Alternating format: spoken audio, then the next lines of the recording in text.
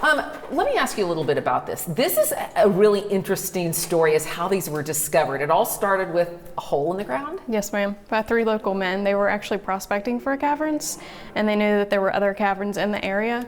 So they were actually walking on a field and they found a hole, and it was very cool for an August day. So they began digging, and within 6 hours they were able to come into a caverns, and they discovered this. And this is huge. How large is this? Do you do this in terms of square feet? How large is this cavern? So it covers 64 acres, and you're only seeing 47 of it. So it's very large. Different caverns are measured differently, but we measure by airspace. And their idea was, they thought if I could find this cavern, they were going to try and make some money off this. Yes, yeah, they were looking for a way to make money. So when they came into the caverns, they bought the land, and then unfortunately they lost it because they didn't disclose what they had found. And what year was this? 1878. 1878. And so when they came in here, I mean, this was pitch black. They were coming in with what, lanterns, and just hoping that they could find their way out. That had to be dangerous. Yes. I mean, they were really taking a risk. You said 6 hours took them to get down, and then, but once they got in, it's not like they had to dig anymore, right? They just were walking through this open space. Yep, and what you see is what they saw. Wow.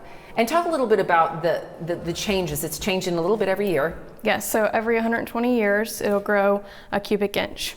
So these stalactites hanging from the ceiling are going to grow a little in, over 120 years. So it looked different 120 years ago. Yes, yeah, so come back. We'll be back for the next one. Okay.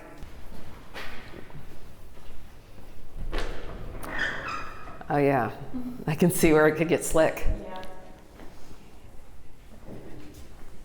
Wow. So this was just sitting underneath and hidden. Nobody knew this was here until they just dug. They found it because you said a small, little quarter-sized hole. Yeah. Wow. When they came into the caverns.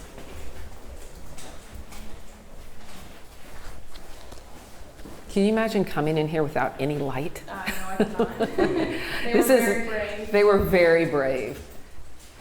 And then always that fear you get lost in here. Absolutely. They opened up that year in September. Was it September? September? I think it was September. September of 1878. Oh, really? Yeah, they tried to open immediately so they could start making money. To have people come in. But of course they weren't doing what we're doing on a nice page. Yeah.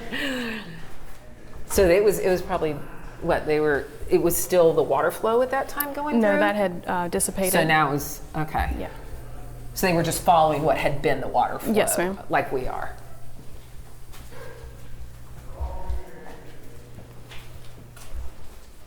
And up here you'll see actually the second view of Pluto's ghost. Oh, okay. So we just kind of made a circle on the other side. I've been heading here on those 95-degree days, I think. Absolutely. Yep, so right down there is Pluto's ghost. The other side of there's an actual box up that is on a player piano kind of type, and that's how it's played. And it's tapping the... Yes.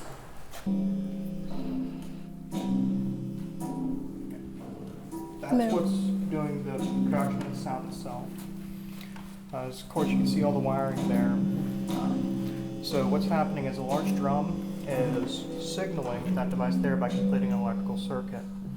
And that turns electrical energy into magnetic energy, and that causes that rod there to go forward and makes the piece of rubber strike the formation, creating sound. Then, if we could see, but on this one here, there's actually a bolt going through it, allowing for another device called a magnetic pickup to read the vibrations, send the electronic equivalent off to speakers, hidden just out of view. Gotcha.